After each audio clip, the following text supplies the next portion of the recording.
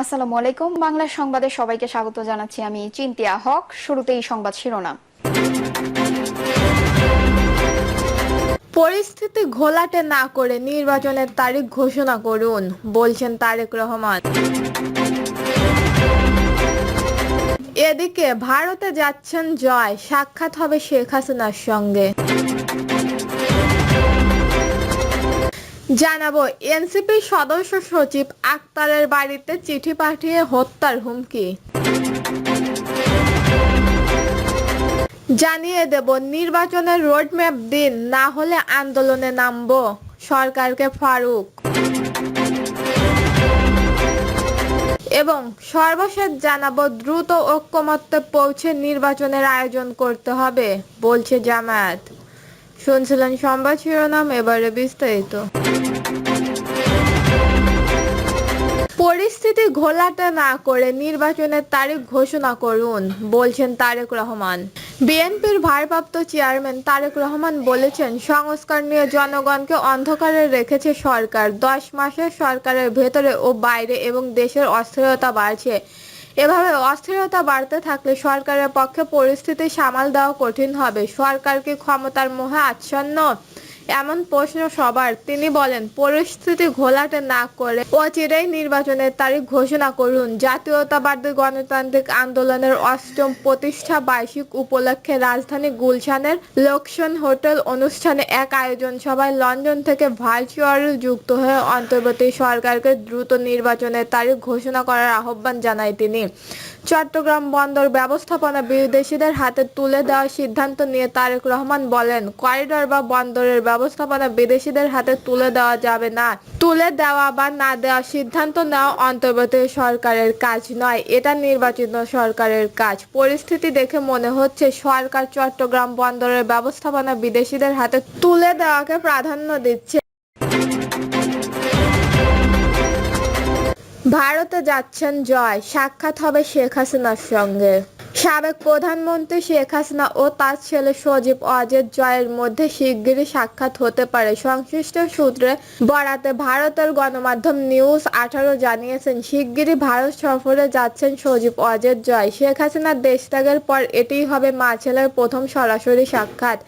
এই সফরে মায়ের সঙ্গে নয়াদিল্লিতে সাক্ষাৎ ছাড়াও কলকাতা যাওয়ার সম্ভাবনাও রয়েছে তার। কলকাতা বাংলাদেশের উপ হাই কমিশনার প্রেস সচিব তারিক চয়নও এক ফেসবুক পোস্টে এই তথ্য জানিয়েছেন। নিউজ 18 জানিয়েছেন, সম্প্রতি যুক্তরাষ্ট্রের নাগরিকত্ব নিয়েছেন জয়। সূত্র জানায়, তার বাংলাদেশি পাসপোর্ট বাতিল করে দেওয়ার পর তিনি আমেরিকার নতুন পাসপোর্টের জন্য আবেদন করেন। আওয়ামী লীগের নির্বাসিত নেতাদের জন্য জয়ের এই সম্ভাব্য সফর নিয়ে উৎসাহ উদ্দীপনা লক্ষ্য করা যাচ্ছে। তার ভারত সফরের প্রেক্ষাপটে এমন এক সময় যখন বাংলাদেশের অন্তর্বর্তীকালীন সরকার আনুষ্ঠানিকভাবে আওয়ামী লীগকে নিষিদ্ধ ঘোষণা করেছে। গত 12 মে নির্বাচন কমিশন আওয়ামী লীগের নিবন্ধন বাতিল করে, যা দলটিকে আগামী জাতীয় নির্বাচনে অংশগ্রহণের সব পথ বন্ধ করে দেয়। এর আগে 10 মে অন্তর্বর্তীকালীন প্রধানমন্ত্রী মোহাম্মদ ইউনূসের নেতৃত্বে সরকার এক প্রজ্ঞাপনের মাধ্যমে আওয়ামী লীগের সহযোগী সংগঠন সমূহের সব অনলাইন ও অফলাইনের কার্যক্রম নিষিদ্ধ ঘোষণা করেন। স্বরাষ্ট্র মন্ত্রণালয়ের বিজ্ঞপ্তিতে বলা হয়,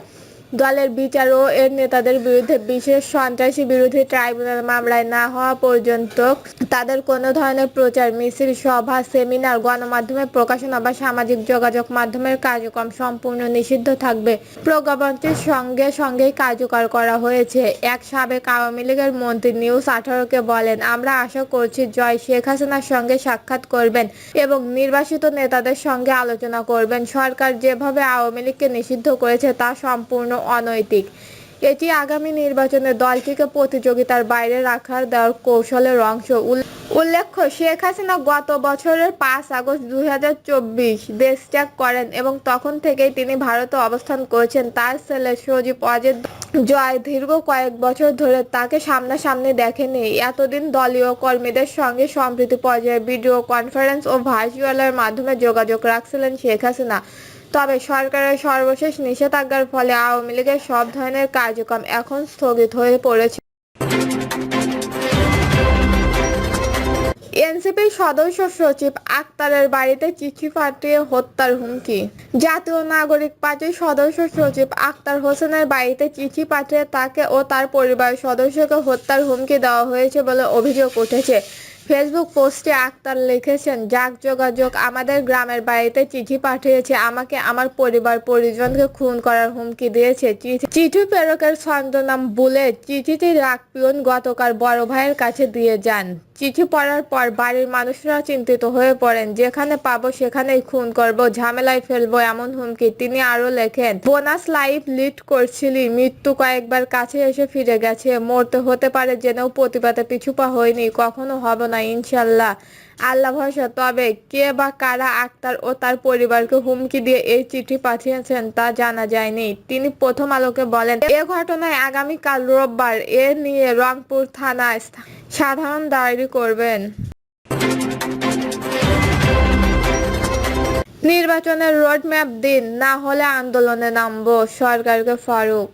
নির্বাচনের তারিখ দ্রুত সময়ের মধ্যে ঘোষণার আহ্বান জানিয়েছেন বিএনপি চেয়ারপারসনের উপদেষ্টা কাউন্সিলরের সদস্য জয়নুল আবেদিন ফারুক। না হলে আন্দোলনে নামার হুঁশিয়ারিও দিয়েছেন তিনি।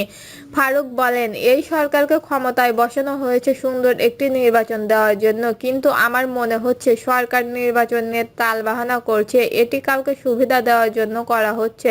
অন্তর্বর্তী সরকার জুলাই গণ অভ্যুত্থানের সফলতা স্লান করে দিচ্ছে মন্তব্য করে বিএনপির এই নেতা বলেন, যেসব আকাঙ্ক্ষা নিয়ে অন্তর্বর্তী সরকারকে জনগণ ক্ষমতায় বসিয়েছে, দীর্ঘ 9 মাসেও সেসব পরীক্ষায় সরকারে উত্তীর্ণ হতে পারেনি। নির্বাচনের সুনির্দিষ্ট রোডম্যাপ চেয়ে ফারুক বলেন, দ্রুত সময়ে নির্বাচনের তারিখ ঘোষণা করুন, সময় মতো নির্বাচন না হলে আন্দোলন নিয়ে মাঠে নামবো।